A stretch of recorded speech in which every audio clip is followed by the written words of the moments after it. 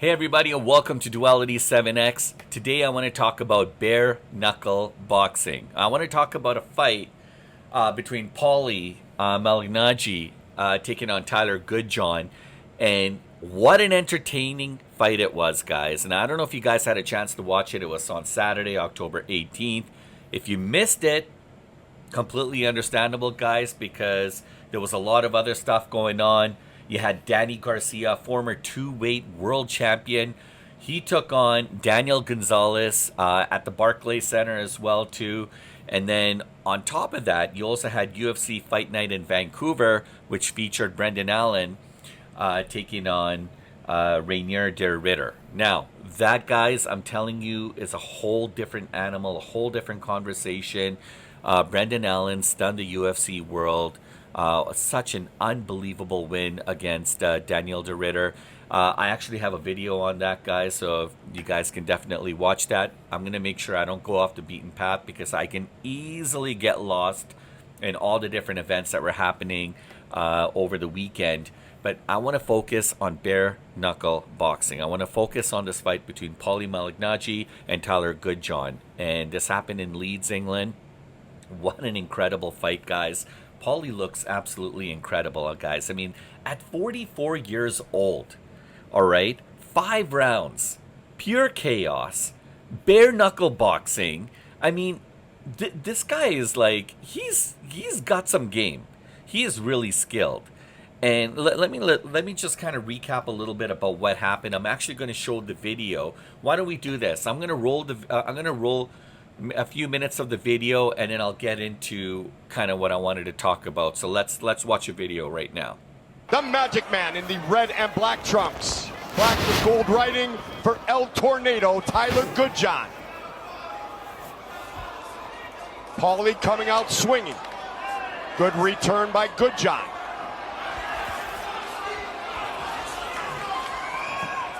Great skills from both. This could be a work of art, this, couldn't it, in boxing terms? You want to talk about a man who utilized the jab all his way to belts. Paulie Malignaggi. Little showmanship from Tyler Goodjohn. Don't annoy him. Paulie going body, head.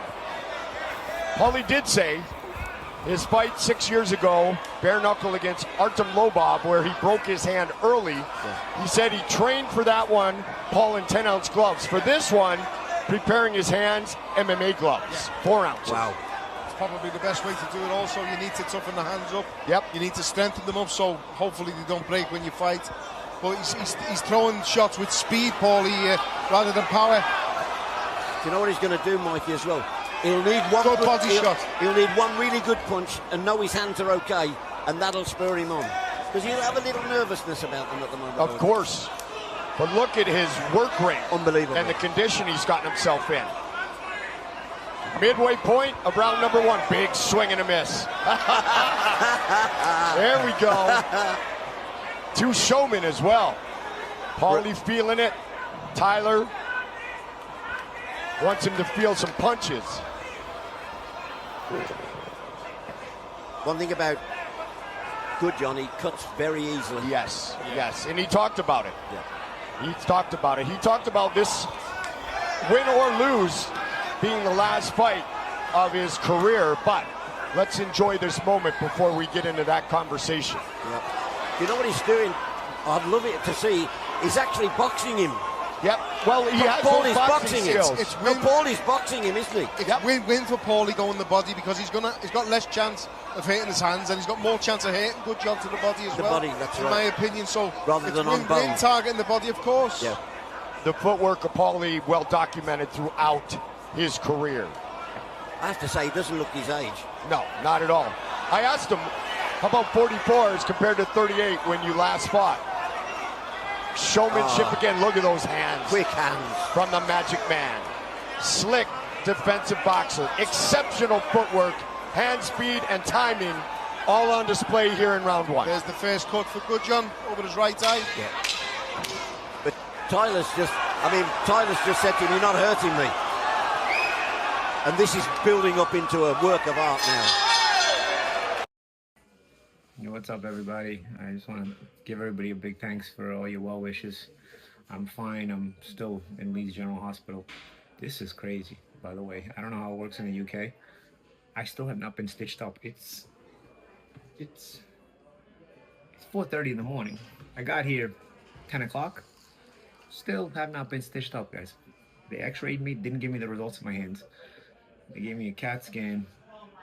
I've got broken ribs in the back from all the rabbit punches, not the rabbit punches, the kidney punches. I have my kid broke my ribs with the kidney punches, my lower rib on my left side, and I have my eyes are too foggy still. When they put the light, the really bright light, it's too foggy for them to tell the extent of the damage. They're hoping that it's just, poked and that's it, but it's too foggy, which means there's bleeding back there, so they have to check for a retina tear, and until that clears up, they can't really make a judgment on whether I have a torn retina or not. I pray to God that I don't have a torn retina, but my eyesight is getting better in this eye at least. That's positive. It's not back 100%, but it's at least foggy. After the fight, I couldn't see anything. I actually finished the fight from round 2 on, not being able to see out of this eye, but I didn't realize I wasn't seeing out of this eye until the fight ended, and I went like this, and when I went like this, I could not see anything out of this eye. It was all white. So that means from about round 2, when I put that bad eye poke, I was fighting with one eye the whole fight, It's kind of crazy. Good fight by Tyler, It was, I hope everybody was entertained. I really appreciate everybody's well wishes and caring. I think all in all, if you eliminate the fouls, it wouldn't be a lot of damage. The big cut is from a headbutt. The eye issue is from my eye poke, and the broken ribs in my back are from dirty kidney punches. So if we eliminate those things, I think the fight becomes probably less competitive, but nonetheless a good entertaining scrap. I thought me and Tyler put on a good show, and I wish him the best, and that's it, man. But will somebody let me know why Leeds General? I don't know. Is this all the hospitals in the UK? Do you just come here and never get stitched up? This is a record. I've never seen this in my life. They actually gave me a CAT scan before they stitched me up. I'm still not stitched up, guys. How does this work? Somebody let me know how this works. Leeds General Hospital. Do they have people that stitch people in hospitals in the UK? How does it work? I don't know. I'm still here. All right, guys, this was absolutely pure chaos. I mean, just by watching this little, 3-minute video of these two incredible fighters, you almost think you're watching a boxing fight, like a regular boxing fight, with the regular padded gloves. These guys did not have that kind of gear, guys. They didn't have that kind of protection. Hats off to these incredible fighters. I mean, what they were able to endure. 5 rounds of bare-knuckle boxing, guys, the average person wouldn't have survived. And talk about the speed. Paulie's speed is incredible, guys. At 44 years old, he's doing things that most boxers 10 years younger than him, with gloves, padded gloves, can't even do. So anyways, guys, I want to talk about what went down. I want to talk about what this means for Paulie's future in the bare-knuckle boxing game. I mean, let's cover it, guys. And if you're into like MMA, UFC, WWE, and other kinds of combat sports, including boxing, then you're definitely at the right place. Please smash a like and subscribe. And we're here. We post daily, and we have lots of amazing stories that are coming down the pipe. So we look forward to making sure that you guys are all caught up with everything exciting that's happening in the world in combat sports. Now, that said, let's get right into this, guys. The fight, as I mentioned, happened on Saturday. It happened on October 18th, Leeds, England, in the UK. And under the BKB rule set, it was 5 rounds, bare fists, like triangle ring. And I think the reason for the triangular style kind of ring is to keep the fighters in close contact with one another, because it would be very easy for the fighters to kind of drift off on the other side of the ring, go against the ropes, dodge, be able to move around.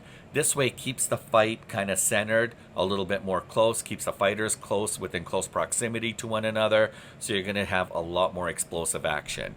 And also, it doesn't drag on the fight, right? Chances are something's going to happen within those first 3 to 5 rounds, usually by way of knockout. But Paulie Malignaggi. This guy's a former 2-division world boxing champion. This guy's a professional boxer with the record of 36-8. And look, he hasn't had a sanctioned fight since 2019, guys. It's been almost six some years. The guy's 44 years old. But look at his speed. You guys just watched him perform. He is still sharp. He's fast. He moves quick. And he's got that ring IQ. And that's what made Paulie so special in the ring. I'm a little sad because when I see guys at his age with what he's able to do in bare-knuckle boxing, I want to see Paulie come back. I want to see him come back. I want to see him back on the circuit, because with the skill sets that he was able to exemplify within those 5 rounds, guaranteed this guy can easily fight a lot of the younger fighters, and still, and probably even rank in like maybe even a top 10, maybe even a top 15, top 20. This guy's absolutely incredible. He still has it. He's sharp, and at the end of the day, I think he's exactly what bare knuckle boxing needs. There's a lot of people who are talking about how slow some of the fighters are, and but Paulie brings something special to the game. And Tyler Goodjohn, Tyler Goodjohn is a legit bare knuckle veteran. He's got a lot of experience. He's super tough. Absolutely resilient and durable as well too. He came in super hungry. He was pressuring Paulie early, with that classic in-your-face kind of BKB style. Again, when I talk about that triangular type of ring, it's designed to keep the fighters within close proximity within one another, right? So there is going to be a lot more contact and a lot more exchanges between the fighters. And the contact is a key word here.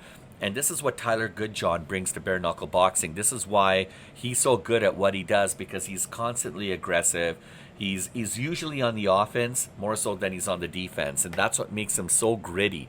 And guys, it was a split decision at the end of the day. 2 judges called it 48-47 for Malignaggi, and I believe one had it 47-48 for Tyler Goodjohn. So Paulie edged it out. I think he had the upper hand. You clearly saw in the little video that I showed you as well too. He did look like he had the upper hand. Now, one could say barely, but at the end of the day, he did have the edge, and I think that's what mattered in this, right? Paulie Malignaggi's comeback at the age of 44. I think more people need to be a little aware of the amount of boxing prowess and skill set that this fighter has. I almost called him young fighter because he looked young out there in the ring against Tyler Goodjohn.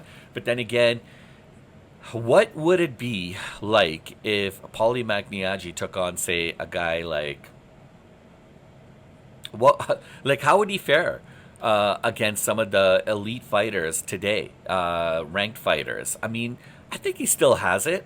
Whether he could go 10-12 rounds. I mean, remember, guys, you watched a guy who fought 5 rounds with bare knuckles. Okay, no boxing, no 12-ounce, 16-ounce gloves, cleated rays, none of that. It was bare knuckle boxing.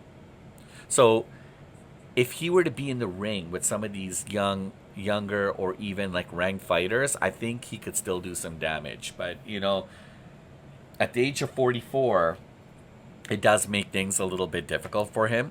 And I mean, talk about this guy's mindset. I mean, this guy honestly could have just stayed retired. He chose to step back, and not even coming out to fight in a Masters League, or he's fighting in probably the most brutal version of combat sports there is. As close as it could get to how it used to be in the gladiator days, right? Without weapons. I mean, that's a risk most ex-boxers wouldn't even think of entertaining. There's no way, considering the amount of risk to their health, the injuries, and how susceptible your body is. I mean, just for Paulie has to do a lot of the same things that he did when he was fighting, when he was a boxer. No different. He still had to prep. He still had to train his body, nutrition and dieting and training and all the things that a fighter needs to do to prep themselves for their fight.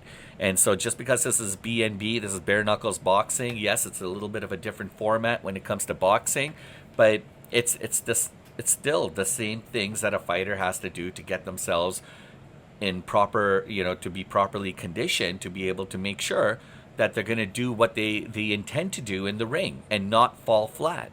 And Paulie did exactly that. So why can't he do it in coming back into boxing? I totally think he can.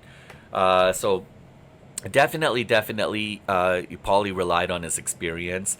You take a look at his footwork, right? His accuracy, his distance control, all the things that you wanna see in a professional fighter, right? He's got that boxing pedigree that makes it so hard to contain and deal with. And this is what I think Tyler Goodjohn was kind of, Tyler Goodjohn was bringing a lot of that B&B kind of raw, like aggressive pressure, but Paulie was showing what what a fighter does. Like as a professional boxer and a trained professional boxer, he was doing all the right things. He was dodging. He was countering. But kudos to Tyler to stay in the ring with Paulie that long, because the average guy, there's no way, would have been knocked out flat on his because Paulie brings that boxing pedigree that most people wouldn't be able to contain with, right? And so it's just round after round, guys, of pure chaos. And beautiful. Paulie was picking his shots. He was just managing his range absolutely beautifully, right? So bare knuckle boxing, I've become a fan. To see guys like Paulie in there really attracted me to wanting to watch this fight. And it's a different kind of animal. I'm a huge boxing nut, UFC, MMA. Like I love combat sports. So I was a little skeptic at first. I'm like I wasn't really sure what I was getting into, but having a name like Paulie kind of attracted me, because I didn't know Tyler Goodjohn, right? I wasn't really familiar with him, but I was familiar with Paulie, and so that brought me to the forefront of watching this fight, and I was absolutely impressed, guys, and definitely made me a fan. No gloves, no protection, smaller space, higher damage. I don't know if I really like the whole idea of the triangular ring. I know what it's designed and its intent, but then I don't think they should do 5 rounds. I think they should just do, or they do 5 rounds in a regular boxing ring and that's it, and call it a day, or I don't know. But I mean, at the end of the day, again, it's not designed to be like boxing. It's not designed to be like UFC. It's its own thing. It's bare knuckle boxing. So anyways, less room to move, definitely in the ring, more close range chaos, and that's what we saw. It was good though. It was beautiful textbook style boxing from the one and only. Paulie did an unbelievable job, and it was super impressive. It wasn't clean, but look,